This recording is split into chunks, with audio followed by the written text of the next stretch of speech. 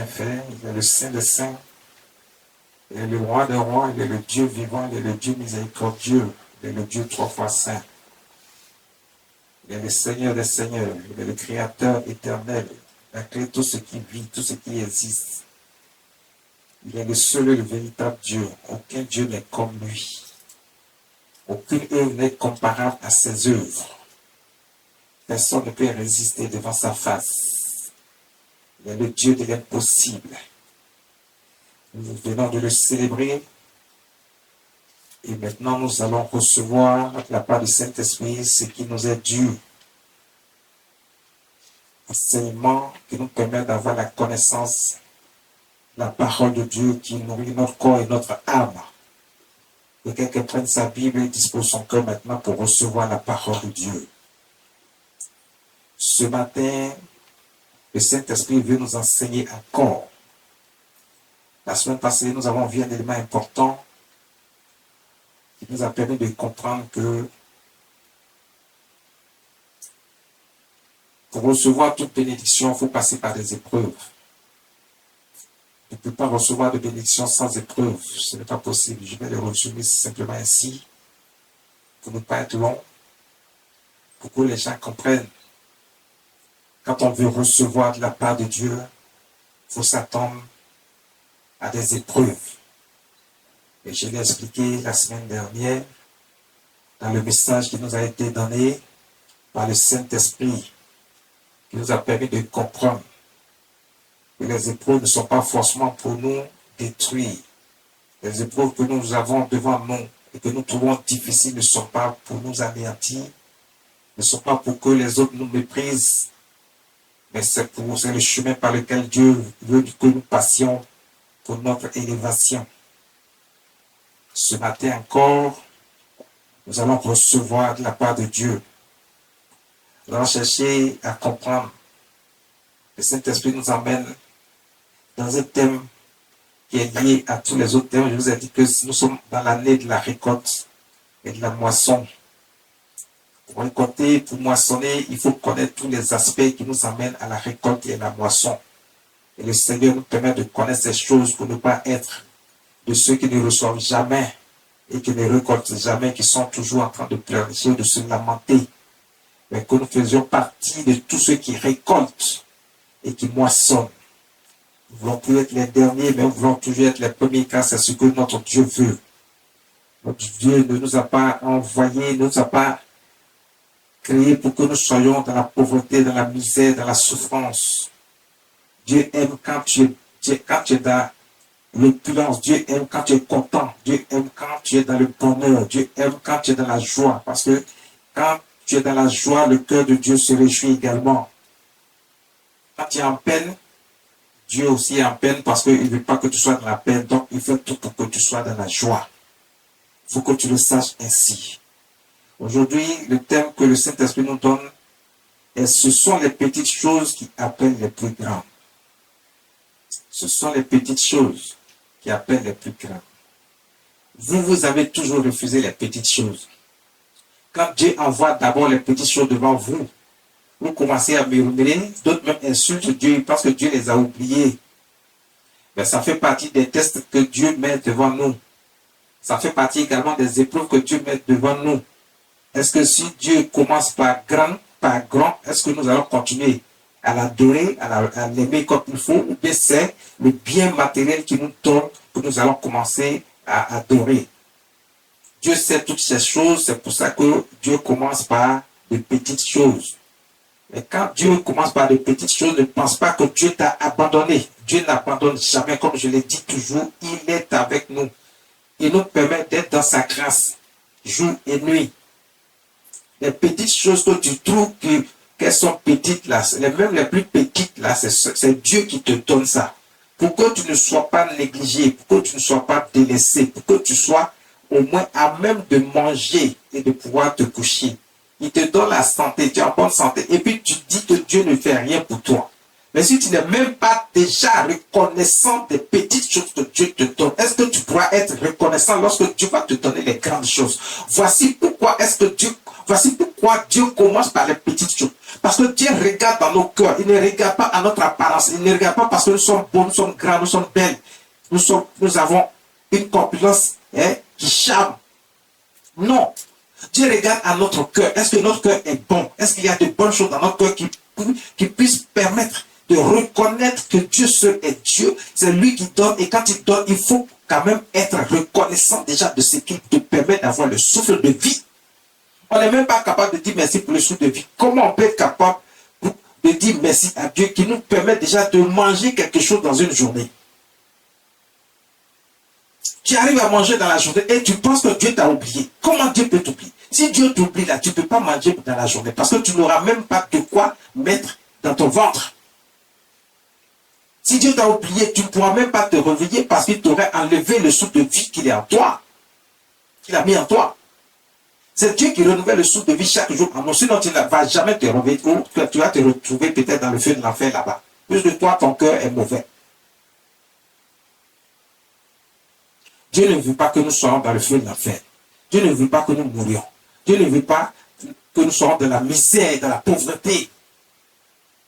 Dieu veut que nous soyons dans le bonheur. Dieu, il est à notre petit souhait. C'est ce qui fait qu'il ne dort pas. Il est toujours en train de veiller pour voir comment nous allions. Et comment nous comportions aussi à son égard. On laisse Dieu. On pense que toutes ces choses que Dieu a créées et que l'ennemi s'en est accaparé et qui pense que lui, il peut donner, il ne peut rien donner. C'est Dieu qui donne, tout appartient à Dieu. Tu veux quelque chose, adresse-toi à Dieu. Si tu es allé quelque part, regarde, tu attises la colère de Dieu parce que notre Dieu, il est jaloux. Et ce qu'il a créé, quelqu'un va mettre devant toi, il va dire que lui, il t'a donné. Et puis toi, tu crois à ça. Dieu peut tout enlever. Et celui-même qui pense qu'il t'a donné, Dieu peut le détruire en un instant. Donc ça dit que tout le monde doit s'adresser à Dieu. Rien ni personne ne peut résister à Dieu. Ce matin, il dit, ce sont les petites choses qui appellent les plus grands. Toi, tu rejettes les petites choses. Parce que tu ne les considères pas, en fait. Tu ne les rejettes pas, mais tu ne les considères pas. Pourtant, ça te permet de manger, de respirer, de dormir. Ça te permet d'avoir le souffle de vie. Mais le souffle de vie, est-ce que c'est une petite chose? Si Dieu t'a déjà donné le souffle de vie, ce n'est pas une petite chose, c'est la chose la plus grande qui existe parce que ça te permet de vivre. D'être encore vivant. Et de pouvoir espérer encore quelque chose sur la terre. Si Dieu ne te permet pas d'avoir le souffle de vie, comment tu peux encore espérer quelque chose sur la terre? Comment tu peux vivre? Parce que tu n'es plus. Tu es parti, comment tu peux espérer encore quelque chose? Toutes ces choses que tu convoites, tu ne pourras plus les avoir. Parce que tu n'as pas le souffle de vie qui te permet de vivre et de rester sur la terre. Afin de pouvoir convoiter encore toutes ces choses. C'est pour ça que Dieu ne veut pas que nous soyons de la convoitise. Soyons reconnaissants déjà pour le souffle de vie qu'il nous donne. Qui est déjà la plus grande des choses que Dieu donne. Mais tu attends plus grand. Est-ce qu'il y a plus grand que le souffle de vie? Le reste là, ce sont des bonus que Dieu nous donne. Il nous permet d'être dans nos plans, d'avoir le matériel, d'avoir l'argent, d'avoir la richesse. Tout ça, c'est des bonus. Mais le plus grand, c'est la vie. Mais si tu ne cherches pas déjà que Dieu te donne la vie, c'est lui qui donne la vie. C'est lui qui renouvelle la vie. Maintenant, si toi, tu le rejettes, tu vas connaître toutes sortes de situations qui vont te conduire à la mort parce que tu vas retirer le souffle de vie qu'il a mis à toi. Donc, quand tu vas recevoir de ces maladies bizarres, incurables, que l'homme ne peut pas soigner, comment tu vas faire? Tu ne veux pas de Dieu. Si tu ne veux pas de Dieu, c'est lui celui qui peut enlever ce mal sur toi. Comment tu fais? Il est le Dieu de l'impossible. Toi, tu dis que tu ne veux pas de lui. Tu t'attaches au diable, le diable ne peut pas te guérir. Le diable ne peut guérir aucune maladie incurable. Il ne peut pas. Le diable ne peut pas te donner la vie. Il n'a pas la vie.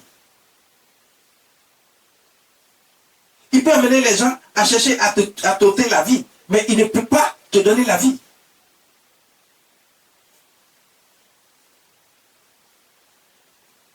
Si Dieu le permet, il peut prendre ta vie, mais il ne peut pas te donner la vie.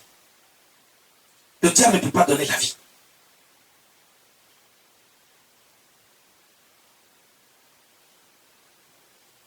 Mais lui-même ne peut pas ôter la vie si Dieu ne lui a pas permis d'ôter la vie à quelqu'un. Il ne peut pas. Il n'a pas ce pouvoir, il n'a pas cette possibilité. Il est bloqué, il est limité. Quand le diable est parti voir Dieu pour dire, laisse-moi toucher Jean, Dieu a dit, fais tout ce que tu veux de lui, mais ne touche pas à son âme. Il ne peut pas. Il n'a pas ses capacités. Il est bloqué. Il est limité. Tant que Dieu lui-même ne lui dit pas, fais ceci, il ne peut pas faire. Alors pourquoi vous attachez à lui? Attachez-vous à Dieu. Lui seul peut sauver. C'est lui qui donne. Dieu veut voir d'abord dans ton cœur. Est-ce que s'il te donne les grandes choses, tu vas continuer à servir Dieu? Tu vas continuer à aimer Dieu? Tu vas continuer à adorer Dieu? Tu vas continuer à aller à l'église? Ou bien tu vas commencer à vivre une vie de débauche et croire que toutes ces choses, tu les as eues par ta propre force? Parce que c'est ce que beaucoup font. C'est ce que beaucoup font. Ils sont attachés aux choses du monde. Au point où ils oublient que c'est Dieu, tout appartient à Dieu et que c'est Dieu qui donne ces choses. Ils pensent qu'ils les ont eues par leur propre force et ils oublient Dieu. Quand tu oublies Dieu, quand une situation va t'arriver et que tu ne peux pas t'en sortir par ta propre force, comment tu fais? À qui tu t'adresses puisque tu as rejeté Dieu? Je vous ai dit dans un message que si tu rejettes Dieu, Dieu te rejette. Parce que c'est toi qui l'as rejeté en premier. Dieu lui tend toujours les mains. Mais si on le rejette, il nous rejette. Tu ne veux pas de Dieu, alors tu vas te débrouiller tout seul. Le livre de Luc chapitre 16, verset 11 à 13.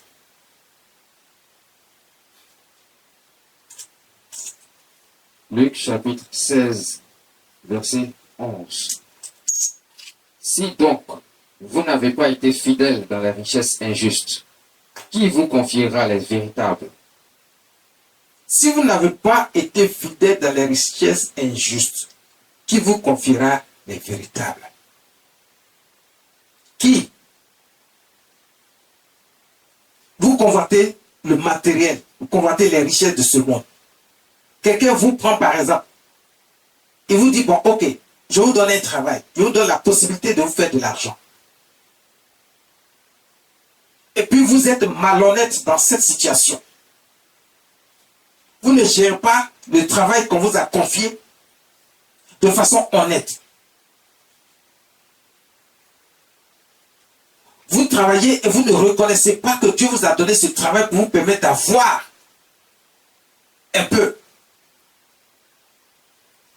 Vous commencez à insulter celui qui vous a embauché. Il n'est peut-être pas de Dieu, mais Dieu a permis que vous soyez avec lui pour obtenir ce travail et pouvoir bénéficier de ce dont vous avez besoin pour faire face à vos besoins financiers et matériels.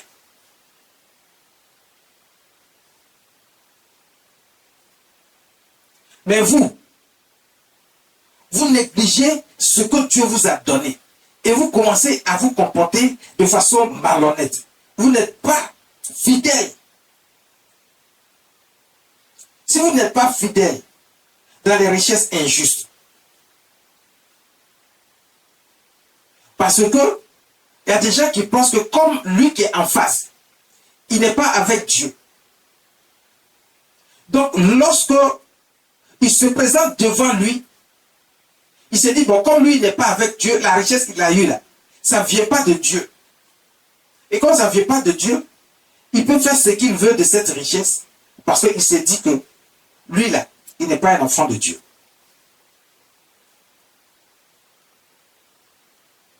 Ces richesses injustes dont Dieu parle, ce sont des richesses que Dieu n'a pas données, mais quelqu'un a pris de façon illégale, s'il faut que je m'exprime ici. Le diable qui vole les richesses des gens pour donner à d'autres.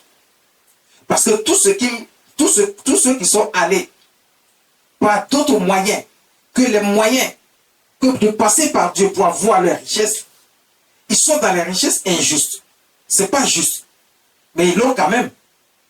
Parce qu'on se dit, mais attends, ceux-là, ils ne sont pas avec Dieu, mais pourquoi ils ont de la richesse? Pourquoi ils ont de l'argent? On les méprise. Souvent même on va jusqu'à dire l'argent sale. Ok. L'argent sale, oui, c'est vrai. Ce sont des richesses injustes. Mais Dieu est en train de nous dire ici que ces richesses injustes-là, il faut être fidèle à ça. Parce que si lui n'a pas permis, ces personnes ne peuvent pas avoir ces richesses. Ils pensent qu'ils sont allés chez un féticheur, chez un marabout, ils sont dans des sectes, donc ça leur a permis d'avoir de l'argent. Non. Dieu a permis qu'ils puissent avoir cet argent. Pas pour faire du mal. Pas pour se vanter. Pas pour mépriser les autres. Mais pour que cet argent serve, cette richesse serve à faire toutes choses utiles pour le bien d'autrui, pour le bien de chacun.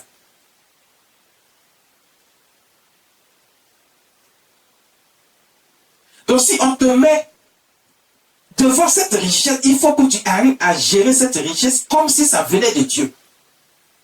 Parce que réellement, ça vient de Dieu. Il ne faut pas rejeter, il ne faut pas mépriser cette richesse.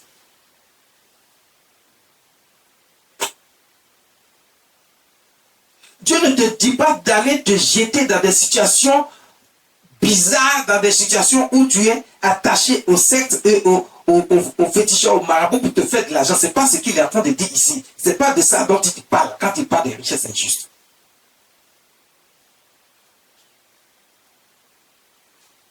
Dieu est en train de te dire, par exemple, lorsque tu te trouves en face de ces situations où on te confie un travail, un projet, on te confie de garder la richesse de cette personne ou de faire fructifier, tu dois pouvoir faire fructifier cette richesse.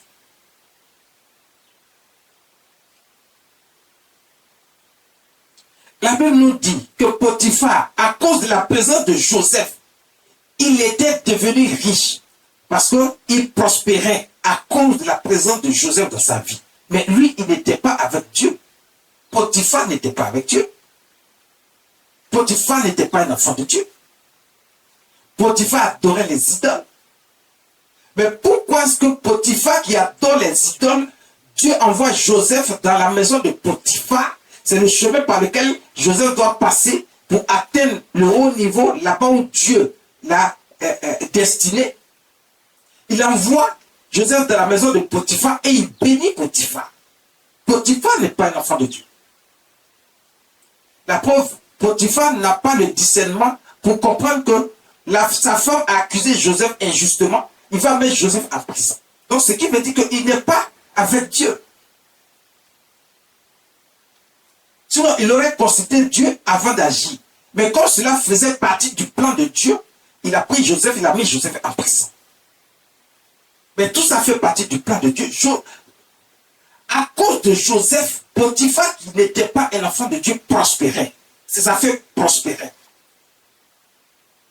Joseph n'a pas dit, comme lui là, ce n'est pas un enfant de Dieu. Je suis dans sa maison. Je ne veux pas faire fructifier sa fortune, sa richesse, ses biens, ses entreprises. Parce que lui n'est pas enfant de Dieu. Joseph, il s'est attaché à ce que Dieu lui a confié comme mission. C'est-à-dire à faire ce qui est juste. Il était en face des richesses injustes. Mais c'est lui qui va faire fructifier ces richesses injustes parce que c'est Dieu qui permet à Potiphar d'être béni à cause de Joseph. C'est ce que beaucoup n'ont pas compris jusqu'à ce jour. Ils pensent que les gens qui sont là, ils ne sont pas avec Dieu, mais ils sont riches. Mais c'est à cause de quelqu'un qui est dans leur environnement qui leur parle de Dieu constamment. Et c'est sa présence ou sa personne qui fait que Dieu touche ces personnes pour qu'ils soient bénis, pour qu'ils sachent qu'avec Dieu, on peut avoir la richesse. Avec Dieu, on a tout ce qu'on veut pour notre bonheur et notre épanouissement. C'est Dieu qui donne, personne d'autre. Potiphar avait des affaires, mais ses affaires ne marchaient pas. C'est pourquoi Dieu dit qu'à cause de la présence de Joseph dans la vie de Potiphar dans sa maison, Potiphar prospérait, il était béni à cause de Joseph et ses affaires prospéraient. Parce que Dieu a commencé à bénir Potiphar à cause de Joseph. Donc Joseph était en train, lui il était fidèle aux richesses injustes. Potiphar ne méritait pas cette richesse, mais à cause de Joseph, Potiphar était béni par Dieu. Et Joseph, c'est lui qui gérait les affaires maintenant de Potiphar. Il faisait en sorte qu'il soit de plus en plus prospère. Et il prospérait. Toutes ses affaires prospéraient.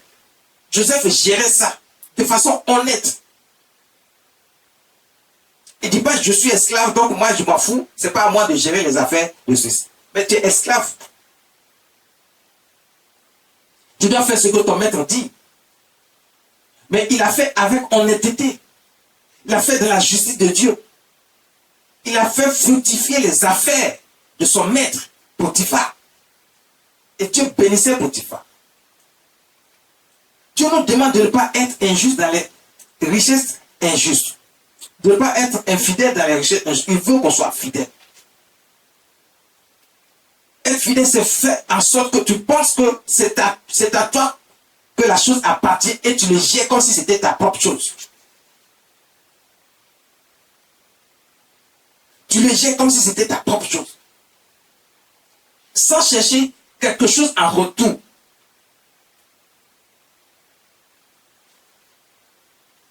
Et quand tu vas le faire, ton maître qui te voit en train de faire les choses comme si c'était pour toi-même, il va te confier encore des choses plus grandes et qui sait, il va peut-être te permettre d'avoir ta propre chose qui va te revenir à toi.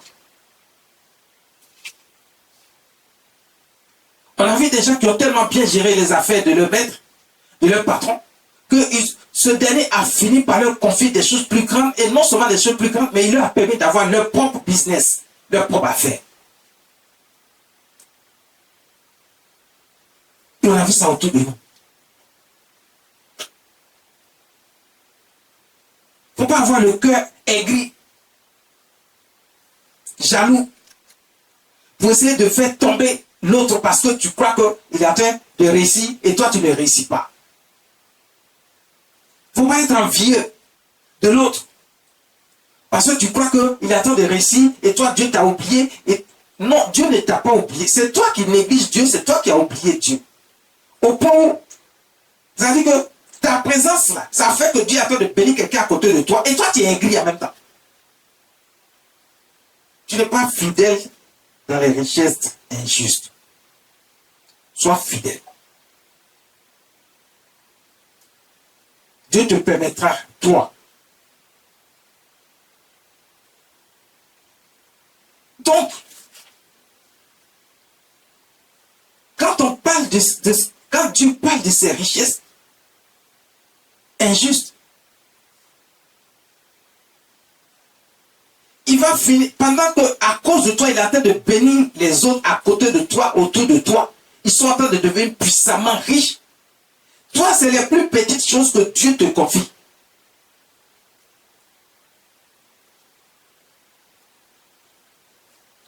Il te confie les plus petites choses. Tu vois que des petites choses en face de toi.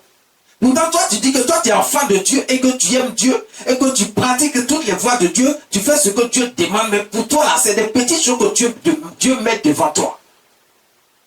Et puis, tu vois que ce n'est que de petites choses insignifiantes, parfois.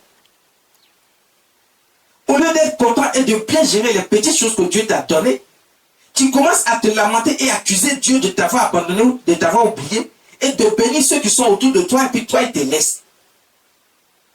Mais ce sont ces petites choses-là que Dieu prend pour te mettre à l'épreuve et pour te tester, pour voir si tu es capable de gérer ces petites choses qu'il te donne. Mais toi, tu considères que ce sont des petites choses et que Dieu t'a oublié. Dieu ne te considère pas, il ne fait rien avec toi. Comme le dit certains. Et tu crois tellement que Dieu ne fait rien avec toi, au point où tu rejettes Dieu. Ton cœur n'est plus sur Dieu et tu veux faire comme les gens du monde, les gens qui sont autour de toi. Mais c'est à cause de toi que Dieu les bénit. Maintenant, Dieu te donne les petites choses pour voir si toi, lorsqu'il va te donner les grandes choses comme ceux qui sont en train, ceux qu'il est en train de bénir autour de toi, est-ce que toi tu pourras vraiment gérer ces choses-là avec justice? Est-ce que tu pourras faire ce pourquoi Dieu te donne cette grande richesse et que tu positionnes au plus haut niveau? Est-ce que tu ne vas pas faire comme ceux qui sont autour de toi que Dieu est en train de bénir, qui ne sont pas enfants de Dieu, mais qui utilisent les biens matériels et financiers que Dieu leur donne, la richesse que Dieu leur a donnée, pour faire autre chose, pour s'éloigner de Dieu, pour faire autre chose, pour prétendre avoir eu cela par leur propre force? Est-ce que tu ne vas pas faire comme eux? C'est en regardant tout ça déjà, puisque Dieu connaît nos cœurs. Il attend d'abord de voir et il te fait passer par des petites choses pour voir déjà comment tu vas gérer ces petites choses. Il regarde, il voit que tu n'es même pas reconnaissant des petites choses qu'il t'a données au point où tu négliges ces petites choses-là. Tu les négliges. Tu ne les gères pas comme il faut pour pouvoir même les faire fructifier. Tu ne les gères pas comme il faut pour que Dieu regarde ta manière de gérer et de reconnaître ses bienfaits de ta vie en te confiant déjà ces petites choses. Il dit, mais si tu n'es pas fidèle dans les richesses injustes, c'est-à-dire dans les petites choses que tu crois qu'il te donne, si tu n'es pas fidèle dans les petites choses que tu crois qu'il te donne, est-ce qu'il pourra te confier un jour les véritables choses, les plus grandes, les vraies choses, ce qui t'emmène au sommet? Dieu est en train de réfléchir pour voir est-ce qu'il peut te donner ça. Parce que quand il regarde ton comportement, ta façon de faire, tu n'arrives pas à gérer le peu qu'il t'a donné. Tu considères que c'est petit et tu n'es pas reconnaissant. Il dit, est-ce que déjà cette façon de voir et de penser là, est-ce que lui, il peut te confier les vraies choses, les véritables choses, les plus grandes choses? Est-ce qu'il peut t'emmener du bas de l'échelle jusqu'en haut de l'échelle? Et c'est pour ça que Dieu ne bénit pas certaines personnes. Ils sont méchants, ils ne sont pas reconnaissants envers Dieu. Ils pensent que Dieu leur donne de petites choses et ils ne sont pas fidèles dans ces petites choses-là. Ils ne sont pas reconnaissants. Et ça, Dieu appelle, tu es infidèle. Si tu n'es pas fidèle dans les richesses injustes, que tu ne trouves pas juste, que tu trouves que ce n'est pas normal, parce que les autres sont bénis autour de toi et toi tu n'es pas béni, c'est des petites choses que Dieu te donne.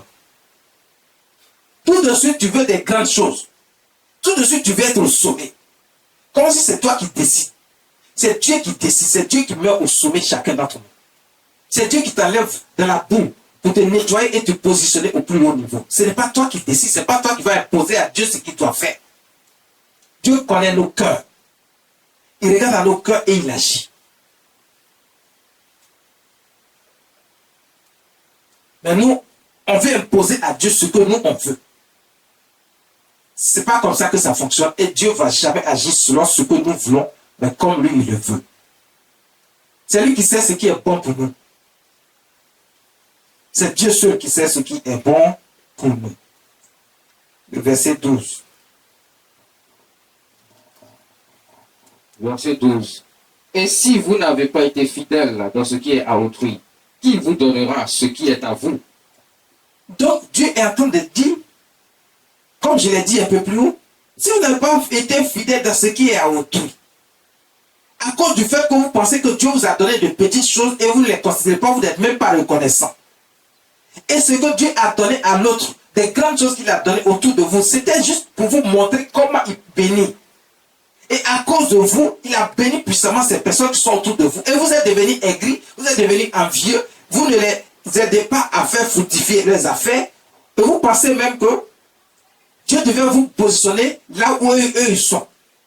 Dieu dit, si tu n'es pas fidèle dans ce qui appartient à autrui, qui te confiera ce qui est à toi. Quand Dieu dit ce qui est à toi, Dieu a déjà prévu que, quand on te dit par exemple, on a prophétisé sur ta vie, on dit, bon, Dieu va te lever, tu seras positionné à un très haut niveau. C'est une réalité. Donc ça dit que Dieu a déjà prévu que toi tu sois à un plus haut niveau. Dieu a déjà prévu que toi tu puisses recevoir des grandes choses. Dieu a déjà prévu que toi tu quittes la boue, être nettoyé pour être positionné au premier rang. Dieu a déjà planifié tout pour que toi tu sois quelqu'un qui soit dans la grande richesse, de la puissance financière. Et qu'il soit puissant. Il a déjà planifié tout ça. Mais il voit, il regarde, tu n'es même pas capable de gérer pour quelqu'un. Tu n'es même pas capable d'apprécier ce que l'autre a. Ni même de pouvoir gérer, de pouvoir l'aider à fructifier ce qu'il a. Tu es aigri, tu es méchant. Tu veux que Dieu te donne pour toi tout de suite. Mais Dieu, il veut te mettre à l'épreuve. Il continue de nous mettre à l'épreuve pour voir. Il dit, mais qui te confiera ce qui t'appartient? Ce qui est pour toi. Parce que ce qui est pour toi, toi tu ne sais même pas encore. C'est ce que la prophétie t'a dit. Et c'est vraiment ça qui est pour toi. Mais tu n'es pas fidèle dans ce qui est autour de toi, dans ce que tu vois, dans ce que tu vis présentement. Tu es méchant. Tu es aigri. Tu n'es même pas reconnaissant envers le peu que Dieu te donne. Mais il ne va pas pouvoir te donner ce qu'il a prévu pour toi. Donc ce qui est à toi, il va prendre pour donner à quelqu'un d'autre. Et tu vas te rendre compte qu'autour de toi, les gens sont en train d'être bénis. Et toi, tu n'es jamais béni. Parce que ce qu'il y a dans ton cœur ne permet pas à Dieu de te donner ce qui est à toi. Tu n'es pas capable d'apprécier pour l'autre. Tu n'es pas capable d'apprécier ce que l'autre a, que Dieu a permis qu'il puisse avoir. Tu n'es pas capable d'apprécier qu'il est en train de réussir. Et de bénir Dieu pour sa réussite. Il y a des gens, ils ne vont jamais bénir Dieu pour la réussite de quelqu'un. Mais ils deviennent envieux et aigris.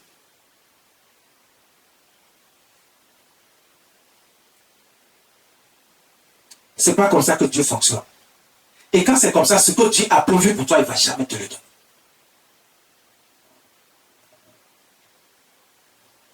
Quand tu commences à être envieux, c'est pour les autres que tu vois. Et à cause de ça, certains veulent passer par des moyens obscurs pour obtenir ces choses, au lieu de glorifier Dieu pour ce qu'il a béni, ceux qui sont autour de lui. Et comme ça, Dieu va pouvoir te bénir également. Là où il a prévu de te positionner, il va te donner. Ce qui est à toi, il va maintenant te dire, tiens, voici. Je sais que tu as un bon cœur maintenant. Tu peux recevoir et gérer comme il le faut. Mais si tu ne le fais pas, qui te donnera ce qui est à toi? Qui? Dieu est en train de dire qu'il ne va jamais te donner ce qui est à toi tant que tu ne peux pas apprécier ce que l'autre a. Tant que tu ne peux pas apprécier ce que l'autre a, tant que tu ne peux pas l'aider à forte, tu ne peux pas bénir Dieu pour sa réussite, tant que tu ne peux pas, même si on t'a confié ce que l'autre a et que tu ne peux pas l'aider à faire avancer, Dieu ne te donnera jamais ce que toi, il a prévu pour toi.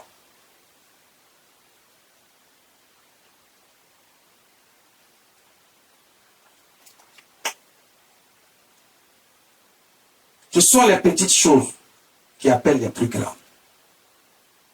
Et les petites choses, tu les négliges. Tu deviens aigri quand tu vois la réussite des autres. Tu ne peux pas bénir Dieu pour leur réussite et apprécier ce qu'ils ont. Il faut apprécier ce qu'ils ont.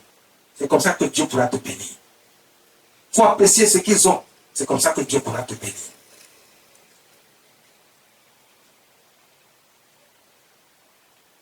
Le verset 13 nous dit quoi? Verset 13. Nul serviteur ne peut servir deux maîtres. Nul serviteur ne peut servir deux maîtres. Tu ne peux pas dire, bon, toi tu as un pied avec Dieu, avec Jésus, et puis ton autre pied se trouve quelque part là-bas. Tu es envieux à cause de ce que tu crois voir de l'autre côté, et maintenant ton cœur est départagé entre deux personnes. Dieu dit, on ne peut pas servir deux maîtres. Si vous croyez que quelqu'un d'autre est un maître, qui peut se comparer à Dieu, adorez-le lui seul. Écartez-vous de Dieu. Mais si vous pensez que c'est Dieu qui est Dieu, lui seul est Dieu, Dieu dit c'est lui seul que vous devez adorer, vous ne pouvez pas partager avec quelqu'un d'autre. Si vous reconnaissez qu'il est Dieu, il a créé les cieux, il a créé la terre, il a créé tout ce qui vit dans les cieux, il a créé tout ce qui vit sur la terre et dans les profondeurs de la terre. Il est le seul et le véritable Dieu. Son nom seul est élevé et sa majesté est au-dessus des cieux et de la terre. Aucune œuvre n'est comparable à ses œuvres. Qui peut définir Dieu?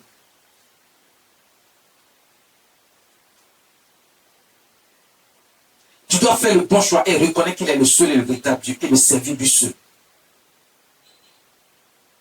Mais pas le servir pendant que tu es en train de servir tes ancêtres qui ne sont pas des dieux. Tu ne peux pas les servir pendant que tu es en train de servir d'autres soi-disant dieux créés par les mains des hommes. Tu ne peux pas les servir Dieu et t'attacher encore aux œuvres du diable et croire que tu es, tout ça, c'est la même chose. Non.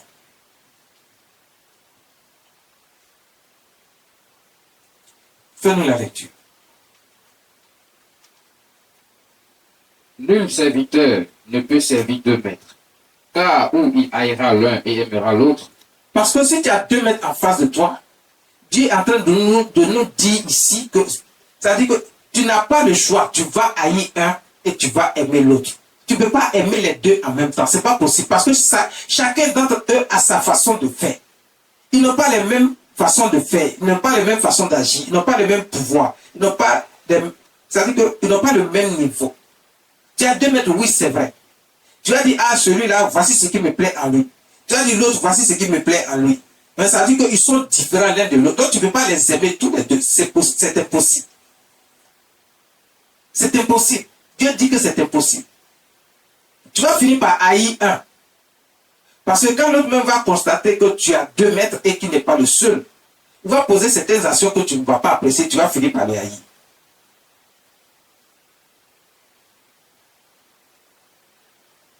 Est-ce que ce n'est pas ce que l'homme a fait lorsqu'il s'attache aux œuvres de ce monde au point d'oublier Dieu? Est-ce que non? Il y a des gens qui ont commencé à haïr Dieu depuis toujours. Ils ne veulent même pas entendre parler de Dieu, ils ne veulent pas entendre parler de Jésus. Quand on leur parle de Jésus, ils sont aigris en même temps. Parce qu'ils ne peuvent pas servir de maître. Ils se sont attachés aux œuvres du monde. Ils se sont attachés au diable. Finis la lecture. Ou il s'attachera à l'un et méprisera l'autre. Vous ne pouvez servir Dieu et Mammon. Dieu dit, vous ne pouvez servir Dieu et Mammon. Mammon, Dieu est en train de parler de la richesse de ce monde. Il est en train de parler de l'argent. L'argent, Dieu l'a créé. C'est Dieu qui a créé l'argent. Pour permettre à l'homme de faire des échanges et de pouvoir être à l'abri de tout besoin par rapport à l'argent, qui nous permet de faire des échanges. Mais aujourd'hui, le diable est passé derrière ce que Dieu a créé, qui est l'argent, pour s'accaparer ce monde, au point où les gens aiment plus l'argent aujourd'hui et ils n'aiment plus Dieu. C'est l'argent ou rien. Parce que le diable s'est mis derrière l'argent. Et c'est parce que le diable s'est mis derrière l'argent que Dieu appelle mammon. Donc l'argent est devenu comme un maître. Parce qu'il y a le diable qui est rentré derrière. Mais l'argent que Dieu donne, la richesse que Dieu donne, il n'y a pas de démon derrière, il n'y a pas le diable derrière, parce que c'est Dieu qui a donné, il le donne. Parce que c'est lui qui a créé l'argent. Donc quand Dieu te donne la richesse, il le donne, il protège ça, il fait en sorte que cet argent, cette richesse ne te monte pas à la tête au point de mépriser Dieu lui-même. Parce qu'il y a des gens aujourd'hui, Dieu leur a permis d'avoir un peu d'argent, ils pensent qu'ils ont eu ça par leur propre force, alors que c'est le diable qui manipule l'argent qu'ils ont eu, qui manipule également leur esprit au point où leur esprit croit que l'argent peut s'obtenir sans Dieu et ils commencent à mépriser Dieu. Quand on leur parle de Dieu, de Jésus, ils sont aigris. Ils ne veulent pas entendre parler. Il y a des gens qui disent non, Dieu ne peut pas. Si tu passes par ce chemin, tu auras ça le plus facilement possible. Donc le diable s'est mis derrière l'argent. Et les gens n'ont pas compris qu'ils sont attachés au diable, mais pas à l'argent en réalité. Parce qu'il les a dit avec l'argent. Et Dieu dit, tu ne peux pas servir 2 maîtres. Donc tu ne peux pas servir Dieu et mammon. Donc quand il s'est mis derrière l'argent devient un esprit dans leurs mains. Donc cet esprit contrôle leur esprit au point où ils n'ont plus de place pour Dieu. Ils pensent qu'ils peuvent avoir cette richesse par leur propre force, alors que ce n'est pas possible. Dieu est en train de nous enseigner ici que c'est Dieu seul qu'il faut adorer, c'est Dieu seul qu'il faut servir, parce que tout lui appartient, l'or et l'argent l'appartiennent, donc les richesses de ce monde et dans les cieux lui appartiennent. C'est lui seul qui peut donner. Et quand lui donne, même le diable ne peut pas venir se mettre derrière cette richesse. Et tu n'es pas attaché à l'argent au point où tu penses que Dieu n'existe pas.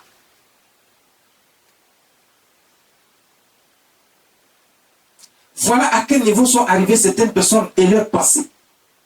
Maintenant, pour les ramener à la raison, Dieu les emmène à perdre tout ce qu'ils ont pour comprendre que ce n'est pas le diable qui leur a donné. Et cet argent n'appartient pas au diable. Mais le diable même n'est même pas un maître. C'est Dieu seul qui est le seul maître. C'est lui seul qu'il faut adorer. Il va finir par faire perdre tout ce que ces personnes ont. Il retourne à la case des pas, il rentre dans la misère totale et absolue. Et il ne comprend pas ce qui lui arrive. Mais il continue de s'entêter en allant continuer à consulter les marabouts, les féticheurs, les mystiques. Ils sont dans les sectes. Ils pensent que c'est par là-bas qu'ils reçoivent ce qu'ils ont. Non, c'est parce que Dieu l'a permis que vous avez reçu. Maintenant, comme vous pensez que c'est le diable qui vous a donné, alors Dieu va enlever toutes ces choses devant vous. Et il finira par élever votre vie également.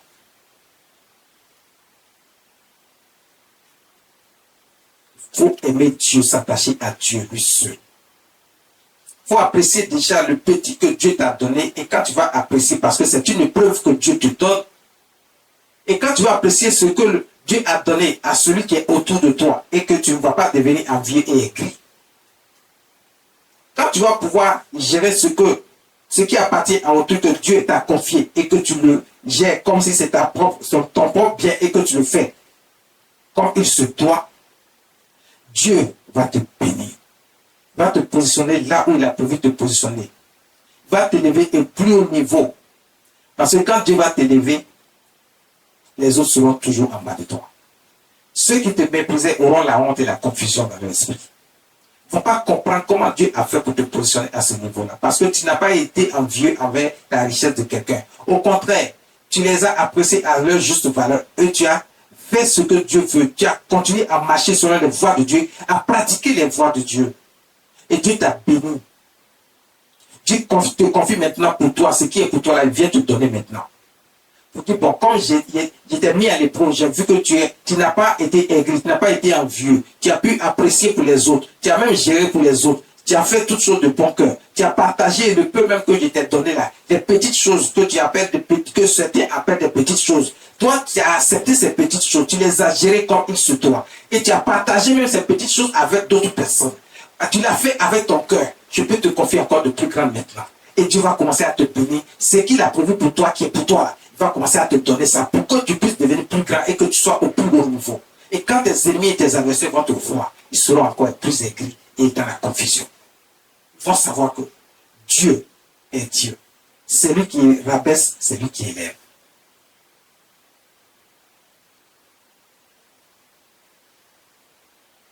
C'est lui qui rabaisse, c'est lui qui élève.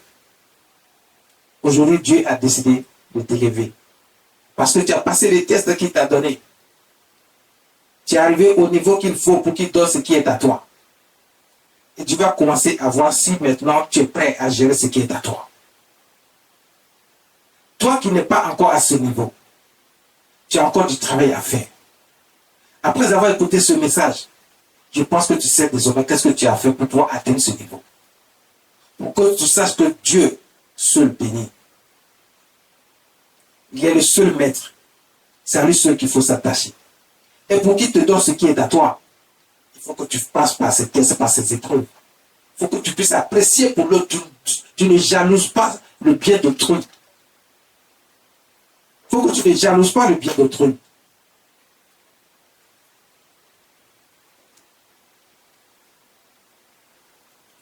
Il faut que tu ne jalouses pas le bien d'autrui. Il faut que tu ne jalouses pas les affaires d'autrui. Il faut que tu ne jalouses pas l'autre parce que Dieu est en train de le bénir à côté de toi.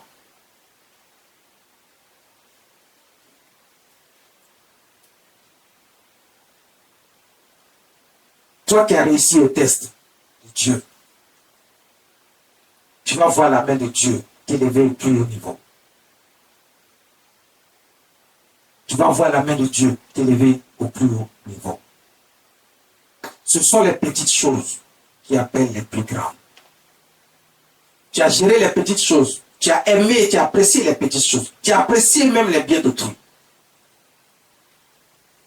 Tu as béni Dieu pour ce qu'il a béni les autres.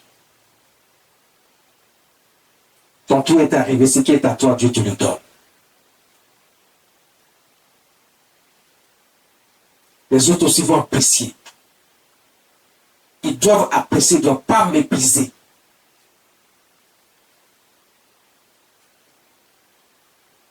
Dieu te met à ce niveau pour que tes ennemis soient dans la confusion totale, soient dans la honte.